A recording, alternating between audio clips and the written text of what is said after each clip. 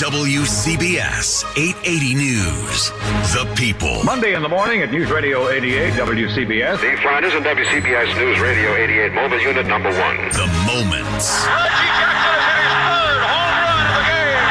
An unidentified man who is apparently walking on a tightrope between the towers of the World Trade Center. The events that shaped our lives. All I can tell you is there were severe electrical storms to the north, just prior to the blackout here. Strike Schmike, enough already. The anxiety is setting in about how I'm going to get home, and I haven't gotten to work yet. Here's Wayne Cabot, Paul Murnane, and Bridget Quinn. True story. There was a feature on WCBS invented by Jeff Kaplan, who we've spoken to here, called Dishin' Digital. Jeff left. Chris Quimby, who was one of our former news directors, programming directors, came in. And I'm walking down the hall after Jeff left, and she says, "Congratulations." I said, "What?" She goes, "You're the voice of Dishin' Digital." And before I could raise my voice to ask for more money and object, she was gone. And that was the CBS way. It's the CBS way. And the man who put it together, I did none of the heavy lifting, by the way. You did a lot of heavy lifting. Well, Rob Hawley, who is here, who is a WCBS writer and is now over at the ABC Radio Network, yeah.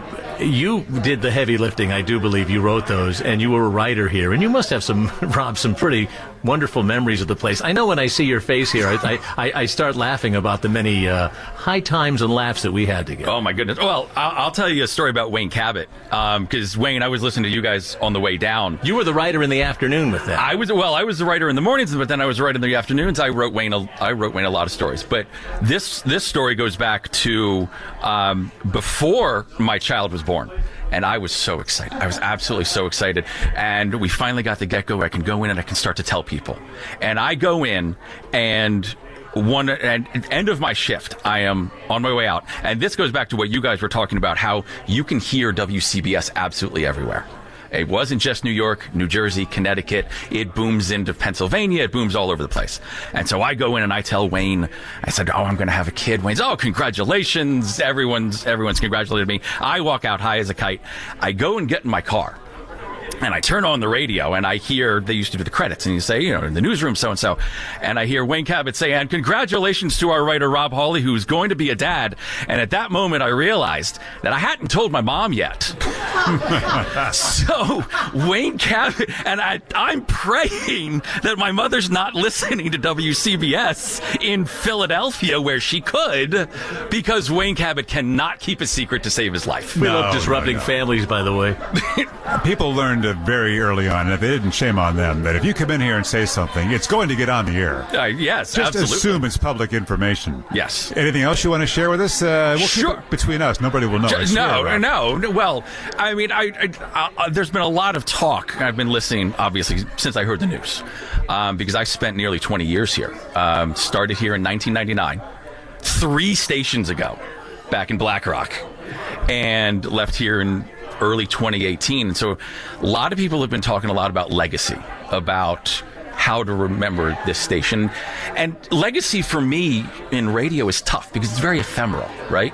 We talk and it's out in the air and it's gone. And same thing with journalism. Journalism very rightly is called the first draft of history. But what do you do with that first draft, right? You rewrite it, you revise it. So legacy, unless you're talking about some gigantic story, Pentagon Papers, Watergate, Abu Ghraib, it's very difficult. But I was thinking about the lessons of WCBS. And one of the lessons is from our friend Wayne Cabot. And if you have never heard the term cabotage, I'm going to introduce you to that. We were going to get into that, weren't we? And Wayne Cabot is one of the most brilliant broadcasters I have ever had the pleasure of working with, and I've worked with a lot of them. And he's a brilliant writer, and I wrote, how many scripts did I write for you? Oh, thousands? I can't count. Easily thousands, yes. And most of them you read, and you just read them the way I wrote them, which was great. But every so often, Wayne, for whatever reason, boredom, that's what Wayne would always say, boredom, think they can do something a little bit better, likes a different way, he would start to rewrite it. But he wouldn't rewrite it in a commercial break. He would rewrite it as he's reading it. And then he does this thing where I can only describe it as the linguistic equivalent of painting yourself into a corner. Oh, I'm still in that corner half the time. Because you're rewriting it, but then you're also reading it, and you hit a part in the script that you've already said. Now you have no idea where to go anymore. And I'm out in the newsroom, I'm screaming, if you would only read it the way I wrote it. Now I know why Wayne's picture is on a dartboard over the Writers Guild. But the lesson of the Cabot, and that's Wayne Cabot sabotaging himself. But the lesson of the cabotage is that Wayne dared to do it. In that moment, you're a brave soul. Wayne said, I can do something better here. Now, sometimes you fall flat on your face, my friend. Oh, yeah. But a lot of times you didn't. And a lot of times you made it better. And that's one of the lessons for all of us is dare to do something. Dare to, reach for something better. Even if you're going to fall down, dare to do it. And then one more, if you'll indulge me, because you have not told me when I need to get out. That was about 2 minutes ago. Okay, do you need to go to traffic and weather? No, we're fine. Go ahead. All right, fine. The other one is about Rich Lamb. And Rich Lamb, if there's a better storyteller than Wayne Cabot, it's Rich Lamb. And how many times have we heard Rich Lamb talk about something as, forgive me, mundane as a parade? He goes out in the St. Patrick's Day parade. We all know what the parade's going to look like. We know what it's going to sound like. It's the same thing every year. But Rich Lamb would make it different because the very poetry of his prose would take you into a different place for that very mundane, very ordinary, very expected thing. And so then the other lesson of WCBS is you can make the ordinary extraordinary. If you do like Wayne Cabot and dare, you can make things better. You can make things awesome. Rob, thank you. Bless you. And I will say, speaking of Rich Lamb and painting word pictures and taking a mundane story, there's a Rockefeller Center Christmas tree lighting every year. All right, we know it. It's a big tree. They turn on the damn lights. I mean, what are you going to say? The tree is lit up now. Now it's not lit up. Now it is lit up. Back to you. Well, Rich Lamb was describing, and I'm not going to do it justice, but the twinkling lights of the tree reflecting in the eyes of the children who are gathered. I'm like, oh boy, I'm paraphrasing, but that's how he would do it. And that's why at St. Patrick's Cathedral on Christmas midnight mass, Cardinal O'Connor began his mass one year with the words, Rich Lamb is a reporter for CBS Radio. He wrote me this. And the Cardinal began Christmas mass with the writing of Rich Lamb. Yeah. Does that say it all or what? Absolutely. That says something. Rob Hawley, thank you. Thank you, guys. I guess we better get to the traffic before they fire us. By the way, I'd like to say, if anyone's working with Wayne, keep in mind, no, that was Cabot. When they come up to you and say, what did I just hear on the air? I've owned the term cabotage. I now like it. Here's Tom Kaminsky. Let's go back out to Nassau County, guys. We go westbound side of the LIE from about Glen Cove Road in through Willis Avenue, in through Lakeville Road, right in through the Queens lines. Construction work there, getting in toward the Clearview. A lot of eastbound volume, too, getting out through Lakeville Road. Northern, a little bit better. Southern State, some eastbound delays there that I see getting on out toward Meadowbrook Parkway. And also the southbound side of the FDR still very heavy from the 70s on down, or actually from about 96th Street down toward the 59th Street Bridge, and then more delays as we get through the 30s and down toward Houston Street. We had a crash there, had a northbound crash at 79th. That is now cleared out of the way. I'm Tom Kaminsky in the WCBS Traffic Center. I believe we have to go to the weather forecast right now because people want that on the radio. And John Stone, are you there? I sure am, guys. How's it going for this hour? Hopefully good? Well, yeah, because we have this big party going on in the newsroom, and no one is hearing a word we're saying here on the air, and I like it that way. Nobody can come in and yell at us. The tradition continues, yes.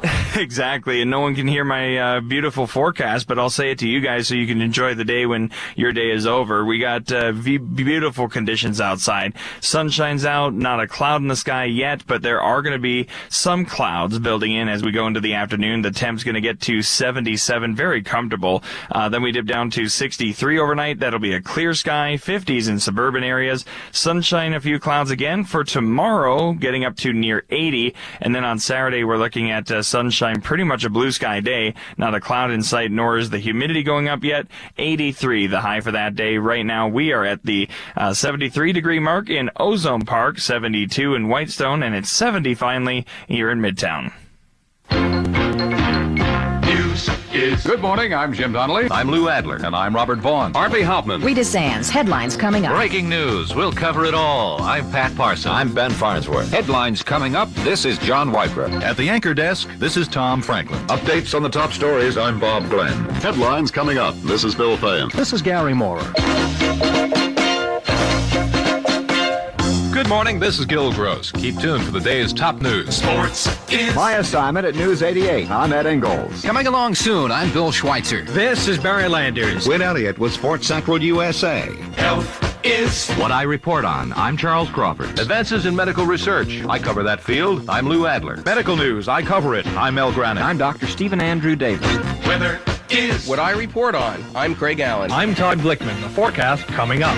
Money is market trends and prices. I'm Ken Pruitt. This is Marshall Loeb with Your Dollars. Knowing your consumer rights. I'm Elaine Rose. This is Joe Durso Jr. Stay tuned for Report to Consumers. Travel is. This is Steve Birnbaum. Stay tuned for my report. Entertainment is the new film in town. I'm Jeffrey Lyons. Where it's at and where it's gonna be is the political scene. I'm Steve Flanders. I'm Stephanie Shelton with What's Happening. I'm Rob Sunday with news from the grapevine. I'm Jane Tillman Irving with Perspective. This is Anna Mae Sikorsky with Report on Women. This is Steve Reed with Perspective. How to get you in and out of town is from the News 88 Chopper. This is Neil Bush. Traffic report coming up. This is Lou Timmerlund. In the News 88 Copter, this is Tom Selak. No matter where the news is made, we're here to tell it best.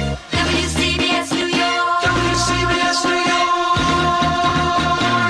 Now, was that all edited together, or did they actually need something that long to fill back in the day? I pieced that together because I have no life. I just sit home and piece things together like that. But Barry Siegfried is the technician who mixed all of those originally back in the 1970s. And I want to say, Paul, you're hearing a lot of stuff from that era. And you know why? Why? When we went digital, when the digital age came around, everything was so ubiquitous, it no longer became prized and special. It's like having pictures. You have a phone probably full of pictures that you hardly ever look at, that you can't reference, but the ones you've taken physical copies of and you have around the house or framed, those are the ones that you see all the time. That's kind of the radio equivalent of what you're hearing here, and it's meant, there's no disrespect to all of those in the digital era.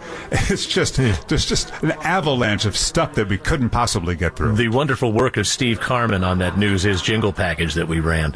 I had heard that they had like basically a room with like 3 walls lined with the little tape cartridges, the carts we had, to all those, depending on the hour that you were on the air, that you would run, right? It was. I can't imagine being a WCBS engineer technician having to put all that together, because there were many, many elements to just 1 hour of broadcast. He mentioned carts, and often that was where the commercials were kept. I remarked earlier today, I really think that there's bravery is the word for the account executives who have stood their ground selling this radio station and the airtime over the air so it could remain a viable business, getting doors slammed in their faces from ad agencies, ad buyers, and from businesses. That's why they have those flat noses. That's why they did this, right?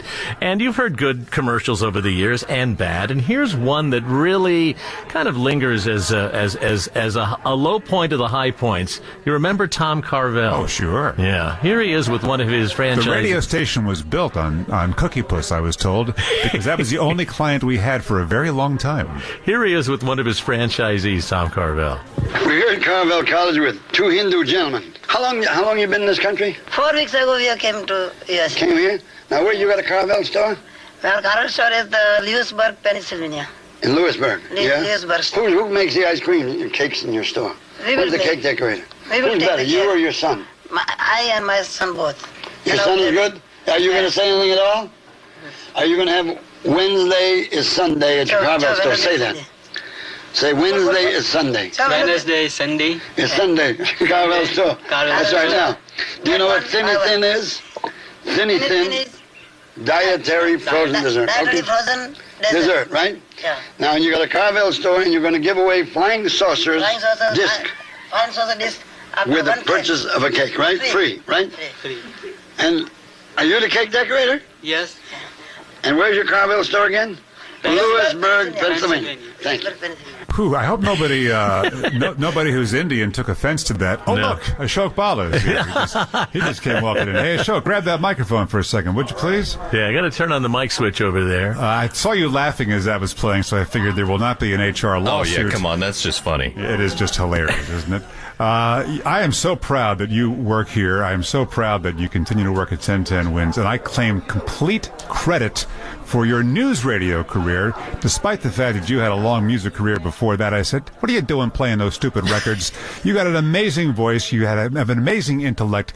Please come over to the dark side, and here you are. Well, I love telling this story because I was doing afternoons on 102.7, right, across the hall. It was Superstorm Sandy. And you happened to go to the bathroom where my station Which I was have on. to do right now, by the way. I can handle it for a couple minutes if you got to run. No. But I'd like to point out all the great conversations in radio happen in the bathroom. So you heard me and actually thought I was entertaining, which I don't think many people did. And you came in to tell me that, which I very much appreciated. I'm like, Wayne Cabot is coming to tell me I'm good on the radio? And you told me I should be doing news. What am I doing playing music? And I said, well, I'm a dumb disc jockey. And you said, no, you're not. And a friendship developed. And you are the reason I'm here. And this station has made me such a better broadcaster. It's working with you guys. You're the gold standard. The way you talk about Pat Parson, Ben Farnsworth, all these people, that's how I feel about you.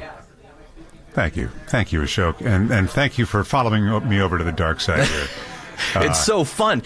I can't tell people how fun doing this format is, and it's so unique. There's no station like WCBS. But it's like being a DJ, isn't it? You're just DJing the news as opposed to the music. Yeah, right. And when you have a co-anchor like you guys do, it just adds a twist that really there's nothing like it. It's TV news. Yeah, there's two anchors, but they can't do the kind of banter you do. Some of my memories that I'm going to treasure working with you as a co-anchor when Wayne was off, and you have the best radio stories. Do you tell people about your radio background and your work with Howard Stern? Sure. Yeah, I was on K-Rock many years ago. 92.3 was K-Rock, and I was Dead Air Dave, and just a DJ on the station until the censor for Howard left, Andre Gardner. Your friend and my friend, Great Wayne. guy. Yeah, he's afternoons at MGK in Philly. And, so he's the reason I became the censor, because he said, hey, this guy Ashok is responsible. He's not going to mess up the license of the station. And I said, I don't want to be a censor. I'm Dead Air Dave. So I kept saying no. It was like the only time in 30 years I've had the upper hand. So I was able to get a deal that was, okay. By the way, I think we could use you as a censor for the next hour and a half of this broadcast, because who knows what's going to be unleashed. Dead Air Dave, Ashok Bala. And don't forget Dylan and A.B. Love. Oh, right. Anything else? It's a storied career that's irrelevant compared to yours. Listen, will you text me radio stories after I'm done here? We have to keep that tradition going. Yeah, let's go to Rusty Fender now with the traffic update. Here's Tom Kaminsky. Somebody mentioned Dead Air. Did they ever get Dead Air Dave as part of Dead Air? Yeah, my band needs some gigs. We need some working gigs now. Yes, you do. Yes, indeed, we do. We're very happy to be doing stuff though for Joe Durso and Light of Day and my friend Jim Monahan. We're very happy to be part of our band Dead Air. So shameless plug right there for the band. Thanks, Jim. There you go. We head back over to the FDR Drive southbound side. We still have only the right lane getting by at Houston Street. We had a collision there. We had at least one lane blocked. Northbound side at Grand Street, we now have a collision in the left lane. We had another crash on the northbound side getting on up toward the area of 79th. The crash there is now cleared out of the way. We head back on out to Nassau County, westbound side Southern State, getting in toward the Seaford Oyster Bay Expressway. Northern State delays in toward Lakeville Road. That is all at this point, just midday construction work. We've had delays also on the northbound New York State Thruway, getting up and over the Cuomo-Tappan Zee Bridge. We had a Rockland-bound vehicle fire. We had the left and center lanes out of service. service there. I'm Tom Kaminsky in the WCBS Traffic Center. Wouldn't you know, in the middle of all this, I have an Odyssey system update on my computer. Restart now or postpone. And it reminds me that I also have not done a compliance, one of the modules. They keep telling me, get your compliance done. And I've been able to dodge it this long, and I think I got out of the habit to do it, Paul. You better do that update now, because I don't know if there's a lot of time left to get that done. Sunshine mixing with clouds, quite nice. High 87, clear and moonlit tonight, and we plan on being out howling at it. 63 for the low in the city, 50s in most suburbs. Tomorrow, sunny. A couple of clouds around near 80. The weekend looks great. Sunny, 83 Saturday, sunny, 85 on Sunday. We were talking a little while ago about how really, really hot it was in the summer of 1977. Do you have handy, Paul, that audio of Pat and Ben when they were ready to kill each other about how hot it was? You think you get agitated when it's really hot out, and you get hot under the collar. These two were on the air when it was 104 degrees out. Yep, and here they are. This is from July 12th of 1977. Pat Parson, Ben Farnsworth, and I'll tell you for a moment why their weather forecast may play a role in history. That makes today the hottest day in New York City in 11 years. The last time it reached this level was July 3rd, 1966, and the all-time of 106 was set on July 9th, 1936. Good afternoon. I'm Pat Parson with Ben Farnsworth. When the temperature's higher than my bowling score, I know it's getting hot. Of course, right around your golf score, I guess, Pat. Your IQ. It's 8 minutes now after 3 o'clock. He's Pat Parson. I'm the nice guy, Ben Farnsworth. Noticeably cooler, less humid, lows 64 to 69 degrees. And then tomorrow, bright sunny skies, comfortably warm, dry air, highs 82 to 87. And then on Saturday, sunny and delightful. Oh, a beautiful weekend, highs in the middle 80s. You know, they're talking there about this change in the weather that's coming, and that, by the way, is from a WCBS appreciation website that's run by a guy by the name of Don Swaim, who is a writer, producer, and anchorman here. And thank you so much for preserving those memories. I see that July 12th, 1977, that's dated, and I wonder if that change in the weather they're talking about brought about the lightning bolt that gets the credit for hitting those lines near Indian Point that started the blackout of 77, which began on July 13th. And let's go right to that, Paul. We have Art Athens, his Let's Find Out retrospective, excuse me. 88 looks at 77. That's it. And we're going to come out of the commercial here for, do you guys remember Caldors? Yeah, one of the many commercials that came and went, but here we go. And this is, I love the way Art put this together, the blackout of 77. Come on, bring your film to a friend. Caldor, we're the place for people who love to take pictures and save money while saving holiday memories. And now we continue with 88, looks at 77.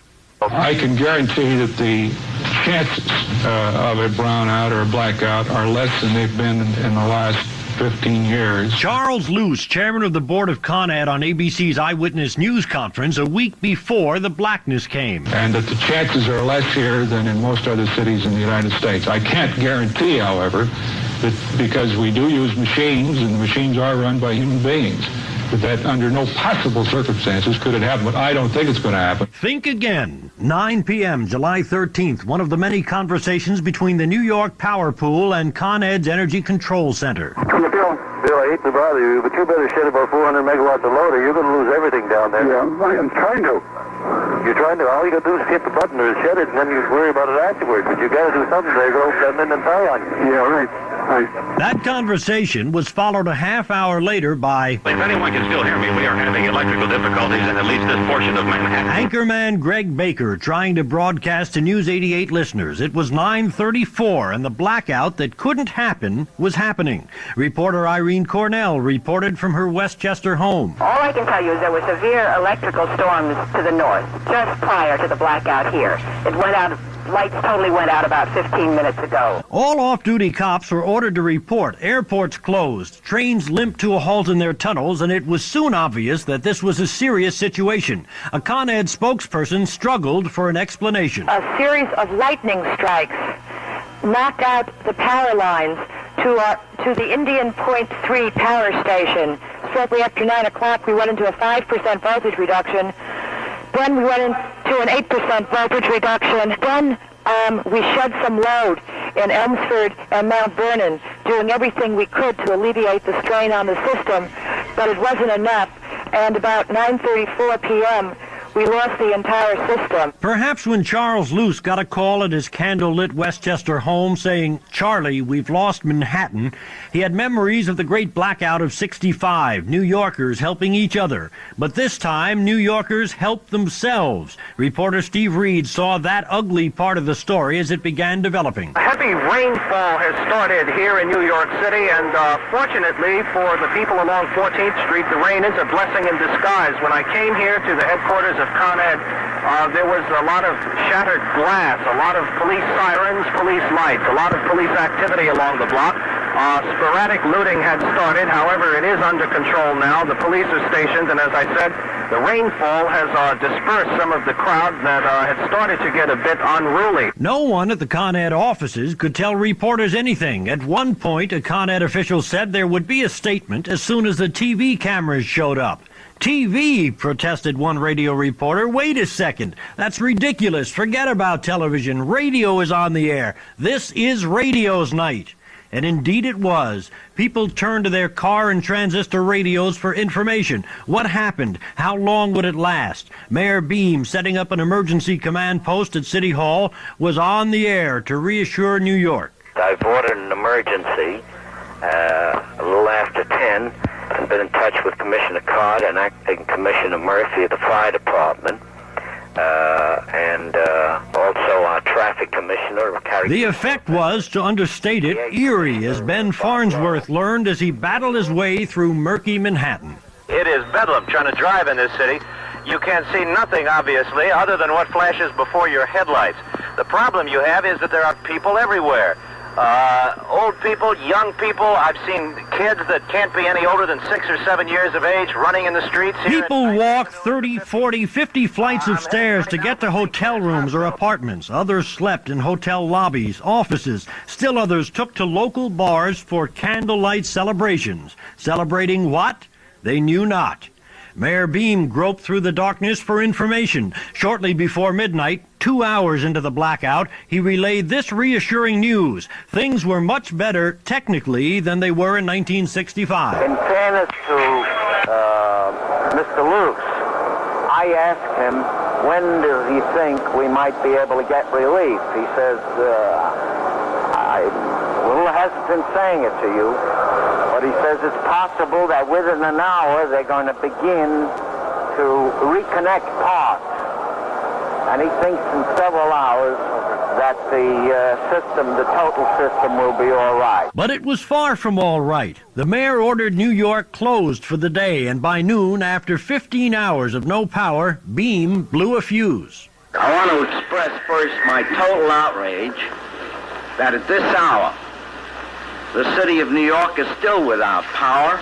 It was radio's night indeed, and the next Monday, on the back page, full page, New York Times front section, was an ad from WCBS thanking and listing every single anchor, reporter, technician, desk assistant who was part of our magnificent blackout coverage that informed New York City and cemented WCBS as the voice of New York.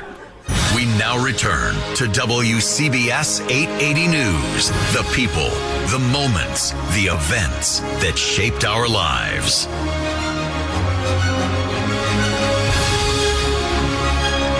If you hear a lot of music playing or dead air, it's because we're all giving hugs. Here in the newsroom, here in the studio. Yeah.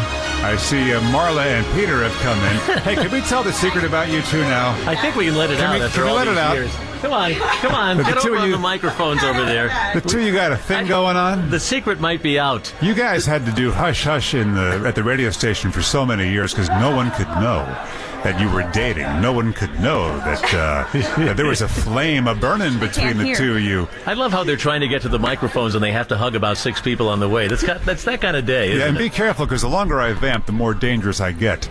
Hey, we've noticed that. Peter, I got to tell you something. Marla, we hear you all the time, and we're blessed for it. Peter, we haven't heard you in a while, and people all ask about you. People all remember you every time. Every time they mention the list of greats, your name is on it, and rightfully so.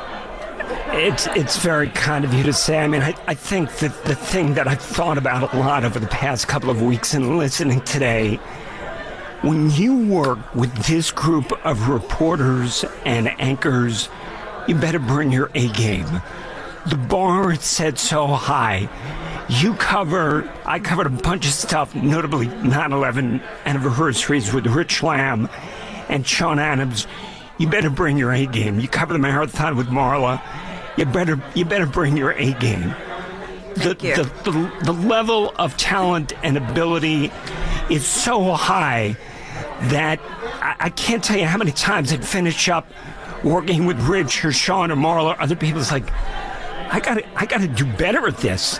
And being on with Wayne and Paul and these, it's like, geez, I gotta figure out, like, I'm gonna try to improve every day to try to uphold the standard and the level of game that is brought by anchors and reporters and writers and producers every single day. Well, the nicest compliment that there have been so many messages is that people put our names in with the same group that built this radio station. We say that, we stand on the foundation built by so many great people. Yep. And your names come in so many times, and people have been remembering your work. And Marla, you have to, I guess, draw a deep breath and express gratitude and respect for this place. Yeah, I mean, we are standing in the footsteps of giants, and you guys are giants as well, and you're part of our morning routine in the Haskell House, and I don't know what we'll do come Friday, but, we've raised a new generation of listeners with our boys, and they love you, and we love you guys, and, I said it in my little memory recording that when I walked into the newsroom in 1997, I was the New Jersey correspondent, and I was so nervous, so scared. And when I sat in the anchor chair as well. And then when I sat in the anchor chair with you guys, I was terrified. Absolutely terrified. You need a little bit. Well, you need a little bit of that terror, now. I think, to be better. I mean, I think. Although I got to be honest with you, I'm completely relaxed lately, and that maybe is a dangerous thing. No, it's all good. You guys sound great. We've been listening to the show and listening to all the oldies and the founders of the station, and I just can't believe that I had the opportunity to be a part of it, to be a part of this history of the greatest news station on the planet. To be honest, I mean, we've seen the possibility of this coming, I think, all of us in this business. And I think that as time has gone on, we have had to learn to do this with less in the way of resources. And you do become more relaxed and more confident because you feel the WCBS legacy and you feel the expectation of what the listener wants. Well, here's my opportunity to jump in, Paul, and say one of the reasons I'm relaxed and confident is because I know you always have my back. And that if I'm at a loss for words, you never are. So never. There's always, it's just, you are a big warm blanket, my friend. And you're my blanket. Yeah, I'm telling you, man. If I could just break up this mistiness here, I think we'll get a room. There was heartbreak a week ago when we learned the news for all of us. I haven't been here for almost 2 years. But I think it speaks the way this whole thing has been handled with the two of you, with everybody who's on the air, speaks to the professionalism and the class of the people who work here. And I think that it's important to note. We've seen it, those who have worked here, we've seen it for years, for generations, people have heard it.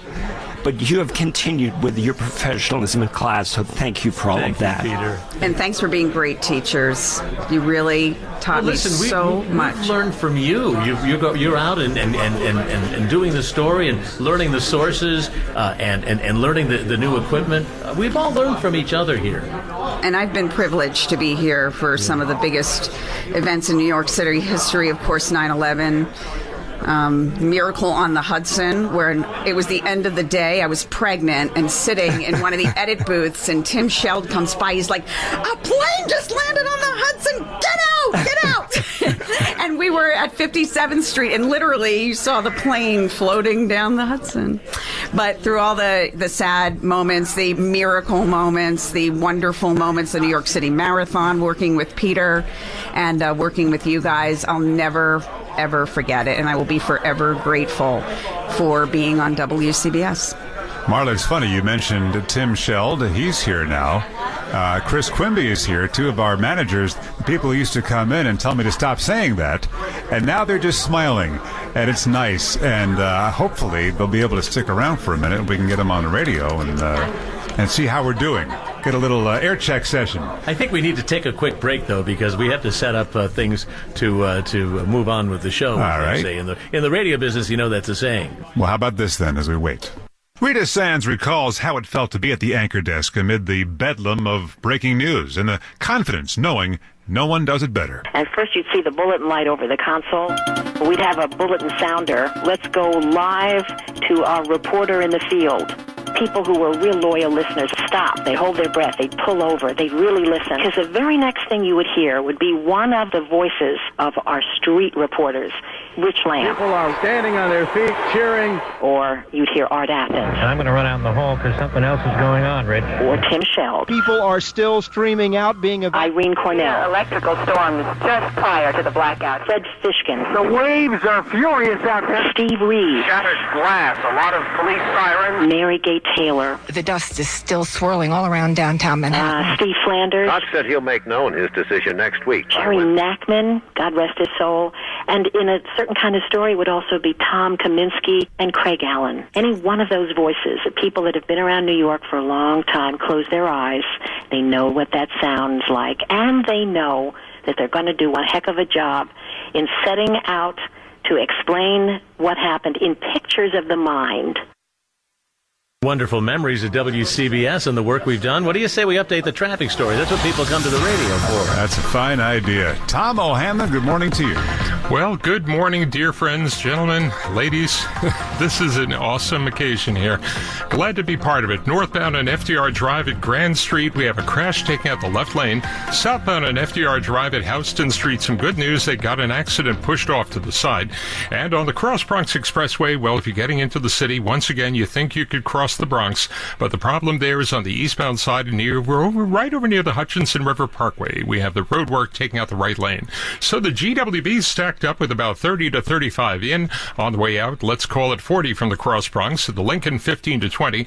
And looks like still about 10 into the city. At the Holiday, each of the tunnels will cost you about 10 if you're heading for New Jersey. And in New Jersey, well, moving along fairly well right now on the Turnpike and the Garden State Parkway. We're looking at Rockland County, and so far so good up and down the thruway, but trying to get to the Tappan Zee, we're loaded up on 287 westbound in Westchester from about Greenberg all the way over to the bridge. I'm Tom O'Hanlon in the WCBS Traffic Center. Well, briefly, the weather will tell you about sun with some clouds around, 77 today. Clear, comfortable tonight, 63 in the city, 50s in most suburbs, and tomorrow sunny with a high around 80 degrees and 70 in Central Park this morning, Wayne. Paul, thank you. As we go to, I'm just looking outside at all of our friends in the newsroom who are gathering for this occasion, and I'm proud to say that some of the friends are the people who hired us, who admonished us, who counseled us, who steered us, and wow, I'm looking at them all right now looking at me, and I'm feeling that little pit in my stomach like I'm about to get fired, but too late. It already happened. The great Harvey Nagler is joining us. And Harvey, you're going to need to turn on your mic over there. It's that first button there. And when you turn it on, lo and behold, look at me telling the boss what to do. Well, at my age, you need to do that. It's so great to see you. Well, it's so great to be here, and obviously with mixed emotions. And as Wayne just said, one of the great things about being here is, and you feel it on the air as you listen to all you guys, is that you're all friends. You know, it's such a remarkable group of individuals who work at the radio station, and you guys who have worked at the radio station literally for decades. You know, all of that comes across to the listeners who really appreciate and who clearly will miss you. It's amazing when you look around the room, Harvey, and you see all the people you hired. I'm not even kidding. I mean, there's Tim Sheld, who later hired a bunch of people. So between the two of you, you've hired pretty much the entire radio station. Yeah, that's true. I'm a... Sean Adams, you want to say something about this, or are you just saying that you were among the hires? No, thank you for hiring me in 1995. It put me on the course to be here today. Thank you. Yeah, well, you know, I was fortunate enough to know you guys and to appreciate you all, and, you know, I'm totally honored, and yes, I think I've hired half of the staff that's still here, and the fact that you guys are still here, you and Tom and Joe Connolly, who was here this morning, and my good friend Rich Landsman, the sales guy, and everybody else here. It's just been an honor for me to know all of you, and that's really the rewarding thing about working at the radio station. We all talked about stepping into some big shoes, and you stepped into fill in for some legendary features, a legendary name when you took over. Do you remember, what year did you come here? And do you remember? It was 88. Do you remember feeling that pressure? It's very interesting because it really was a change in time in the media. You folks were talking about Jim Donnelly and Joe Vaughn and Harvey Houtman and Rita Sands, who were just fabulous, great individuals. But then there was a sort of a time when the station and the mood of the country changed to be more relatable and for broadcasters to talk to people, because as we know, anybody who's listening now, it's a one-on-one communication. You are affecting the people who are listening to you. You affect their daily lives. They wake up to you. They listen to you during the day. And that's what radio is all about. And what happened then is that we brought in Bridget Quinn, who came in the morning, and it was just a completely different sound and a different mood, and the radio station became more relevant to the listeners. What we tried to do in programming is make the news more relevant to what affected the people who were listening to the radio station, and I think that sort of was the key. And also, as an all-news station, when news breaks, you got to be there, and you got to be all over the big story. I'll bore you with one little story. When Rich Lamb, who is the unbelievable consummate professional, who is an unbelievable wordsmith, more so than anybody I've ever met in my whole life, Rich walks into my office and says, the Pope is coming to town in a couple of months. What are we going to do? And we talked a little bit, and I said, we need to own the story, because a news station needs to own the news stories. And Rich flew on the Pope's plane, flew to Rome, flew on the Pope's plane, and came here. It was just one of the myriad of major stories that the radio station covered, and Rich was just an astounding reporter. You know what stays with me from that reporting? I remember he was on the plane as they were coming into Newark, and he talked about the Pope's hand trembling on the armrest as he was leaning over and talking to the reporters as the plane was literally landing in Newark. Right. I still remember that all these years, in 1995. Harvey, when you came to this radio station, I remember one of the first things you did to brighten the sound was to take away the phony teletype sound in the background, and you called it News Without the Noise. Right. And had a fly swatter campaign. We were News Without the Noise. While you're listening right now, there's nothing but noise from the newsroom, and I love that mood, that feel from all the people. Maybe News Without the Noise. Hold on a minute. I just want to torture you for a minute here.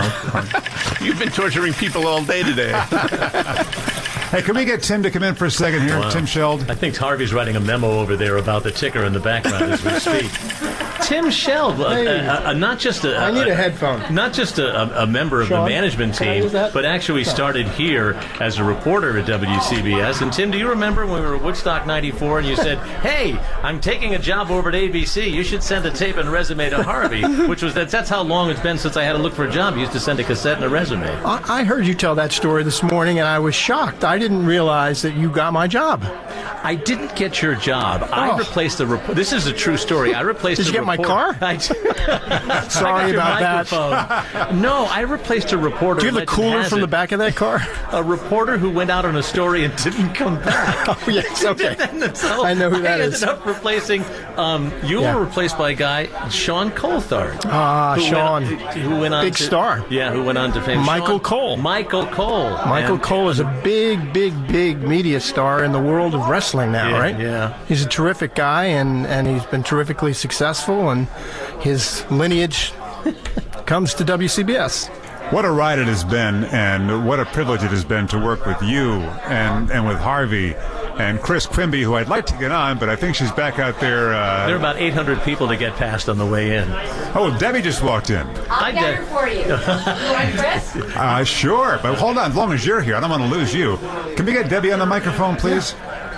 Come with me, Debbie. Debbie, come on over here. Come over here with Tim. I can't hear. It's a party. I know. That's all right. Isn't We'll that yell beautiful? the questions. It'll be like the White House here. We'll yell Can't the hear a questions thing. at you. All right, Debbie, hold on. Before you start, I got a little clip I want to play the two of us. All news, all day, all night. WCBS News Radio 88. 74 degrees, clear this morning in New York. Already kind of a warm start. 5-day forecast in 3 minutes. Good morning. I'm Wayne Cabot. And I'm Deborah Rodriguez. Stories still to come on WCBS News Radio 88. We'll tell you about a list of some well-known names found on the body. Hey, of the San Francisco names found on a body. Geez, what the hell kind of news are we doing that day? Way to pick an upbeat story, Wayne. Oh, yeah, I really brought the room down, didn't I? Hey, Debbie, you sound terrific on the CBS radio network, and Harvey Nagler, who's here right now, brought you over there. He did. And we still resent him for it. We hated losing you, but we still keep you because you've been on the hour mornings for so many years now, and I swear you get better with every newscast. Oh, my goodness. I hope you didn't hear my 10 a.m. this morning. Actually, no, we were a little preoccupied. Oh, no, we did hear that. Yes, I wrote you a nasty note. I was flummoxed because I knew I was coming here, and it was the end of everything. Did you take some of what you learned here, though, over the radio network? Yeah, I did. Yeah. I did. I think I took everything. And it's funny, wherever you go, if you've worked at 880, they think you're really special. Yeah. Right, Harv?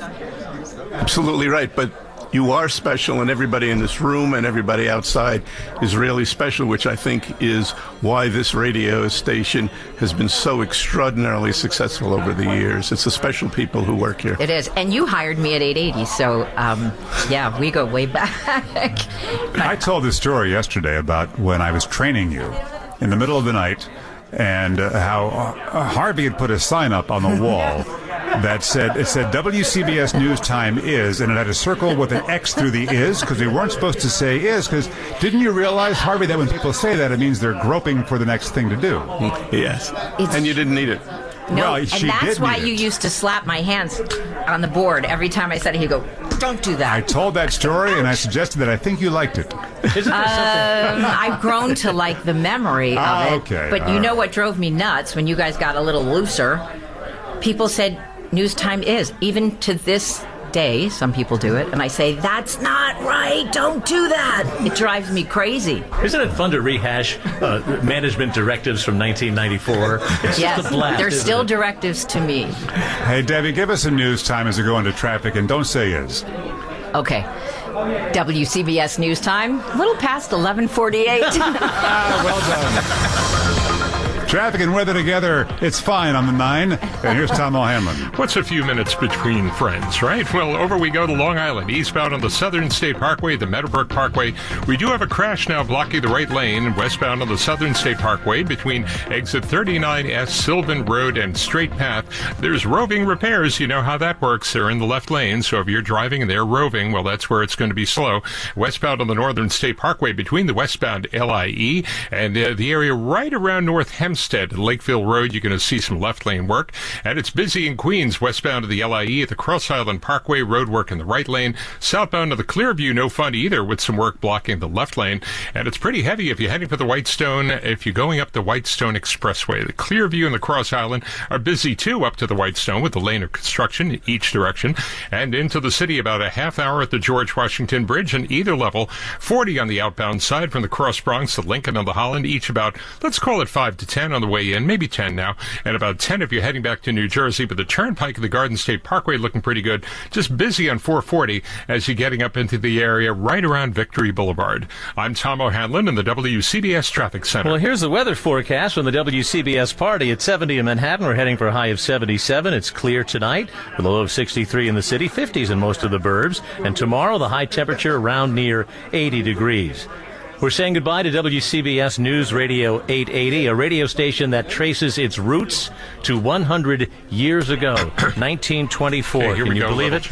It's remarkable. And what is remarkable is our history as a news radio station. I want to talk to Tim Sheld, who was a reporter here and then moved into the management team. He was always a comforting presence to know that a guy who had been on the street as a reporter also was in the management office. And I'm wondering if your experience as a reporter, as an employee at WCBS, shaped what you did in that office. You knew what it was like to do the job. Totally. Because this is a very, very hard job to do. being on the air, giving up your family, being, called and having to come in at the worst moments of your life and talk to a whole community to help them through floods, fires, pandemics, that kind of thing. So you needed to lead with a little humanity because you needed to bring people in from their families. I mean, think of Sandy. Many of us who were in this room slept in the floor. In the middle of the night when the storm was raging, Michael Wallace was at the microphone, Alex Silverman was at the battery, and I was in this room with, we were the ones that were up all night long during the storm. And so my work as a reporter made me think that I better treat the people who worked in the newsroom with as much humanity as I could because, they really are, the heart and soul of an operation. And Harvey's over there.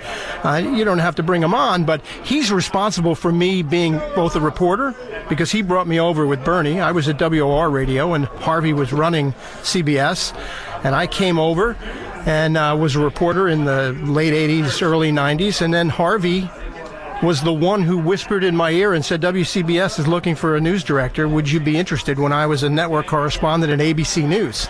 And so Harvey is responsible for me arriving as a reporter and me arriving as a manager to this place. And you're also responsible for me coming into this room as an anchor. I can tell the story on the air of how I came into your office and you literally were pinching the bridge of your nose and you had your eyes closed. And the first word you said was listen. And I said, well, Tim, that's the beginning of every great radio conversation. What is the line that you used to use, the WCBS face? Remember that? What is it? CBS face. It's kind of a scrunched up face. You squint your eyes. That's why we have the crow's feet on either side of our eyes. Yeah, that Tim had issue face. You knew there was an issue when you saw that look on his face. Hey, do you have Alex ready to go over there? I know. Yeah, he's good to go. He's on, let's see, QGO 81. Oh, hey, Alex, remember QGO 81? I sure do. Hey, guys. Alex Silverman, I love this story. It has to do with weed. Oh, we want to tell this one? Oh, of course we're going to tell this story. Go ahead. You tell the story. Alex still works for the company, just so you know. That's all right. That's okay. This is a fine story, and it's legal in most states. At Syracuse University, and I had done a story for a radio class there about weed, about smoking weed, and that's actually how I got my first job. A program director in Syracuse heard that story and decided they wanted to put me on the air, but. Around that time, I was listening, and this was back in the aughts when you could first start streaming stations from around the country. And I was listening to WCBS at the gym at college. And I heard, it was 4:20 that day, I think at 4:20 p.m., and you, Wayne, said on the air, made some reference to smoking weed on 4:20. And I tweeted, and again, this is the very beginning of Twitter. We didn't really understand the implications as a college kid. I can't believe Wayne Cabot on WCBS just made a 4:20 reference. Nothing happened for a week. A week later, Steve Scott, who I think had just come back from a conference where he learned how to search Twitter, replied to my tweet and said, Wayne was so excited that you noticed his 4:20 reference. And I said, oh my God, Wayne Cabot at WCBS, who I grew up listening to, thinks I'm a horrible stoner, flunky kid. So I got to do something about this. So I found Wayne's email address somewhere on the internet. I sent you an email, not thinking anything would happen. Not 5 minutes later, I get an email back from you, the nicest thing I've ever seen in writing in the world, inviting me to the radio station, telling me listen to my work as a young reporter in radio in Syracuse. And the next thing I knew, I was in Tim's office, and Tim was hiring me to be a reporter and anchor at WCBS a couple of years later. And so I have both of you and 4:20 to thank. Well, I think your emotions ran the gamut with me because soon you became a manager who at times became furious at me. I don't think I was ever furious. Oh, there was the whole Rush Limbaugh incident. Remember that? Oh, yeah, okay. Oh, yeah. Rush Limbaugh called us out on something, and I addressed it on the air. And then he talked about it, right? And he talked about it again, and he was shocked that you were such a nice guy. Something like that. Something like that. But let me say that Alex was one of the best reporters we ever had. and this is in a room filled with some of the best reporters. Steve Burns is here. Sean is sitting next to me. Debbie's here. Debbie was a reporter early on. We worked together at WR. Yeah.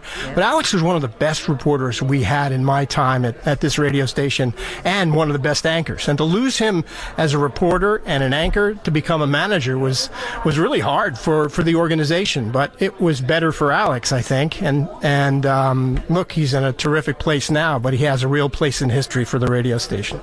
Well, it's incredible to hear you say that, Tim, and I have you to thank for it, and I'm sorry I couldn't be there in person today. And you were talking about Sandy earlier, and whenever I think about my time reporting at WCBS, it comes to mind because it was definitely the biggest, most kind of broadly impactful thing that I covered. And I was thinking this week about a moment when I was out there in Lower Manhattan covering Sandy, and I was, it was dark, it was flooded, I was looking up at the New York Stock Exchange and the lights were out. And I kind of blurted out this line, and it struck me as bizarre at the time, but I said, I've never felt more alone in New York City. Wow. And you know what I realized a couple of days after that, when I started getting messages from all over the region and actually all over the country from people who had heard us that night, from their dinner tables and from their cars and their houses with no power, and they said, you kept us company. The most important thing that you did was you reassured us. And it kind of hit me in that moment that I was not alone. And that was the whole point. The entire point of what we're doing here, when we are talking, when people are hearing us, they are hearing themselves, and they are not alone. And you've asked a lot of people this week what you think the legacy of the radio station is. For me, that's it. It's that people were not alone. We were a companion. We gave them hope. And, we believed we'd always be there. Always the reporter, Alex, and you put it so well there. Your remarks are, the room has finally fallen silent. Harvey, what do you think? What he had to say, and I think that the people at the radio station don't realize the impact that they have, particularly at moments of crisis, because there are literally hundreds of thousands of people who turn to the radio station. And you can see that in the outpouring and the response from people who have talked about the demise of the radio station and how important it was to them and what it means to them and how important it was as they went about their daily lives. And the jobs that you guys do day in and day out is unheralded, and it's going to be a huge loss to the tri-state area. Harvey Nagler, Tim Sheld, Chris Quimby, our present managers. We have about 30 managers out there, and no one has yet come in here to yell at us for blowing the format up. We didn't get the traffic and weather together on the 8s this time. We will not be doing it after Monday. But you know what we're going to do? Just this one time. One more time. One more time? Set your time to WCBS News 88. 4 tones will follow. The 4th and final tone marks the exact time.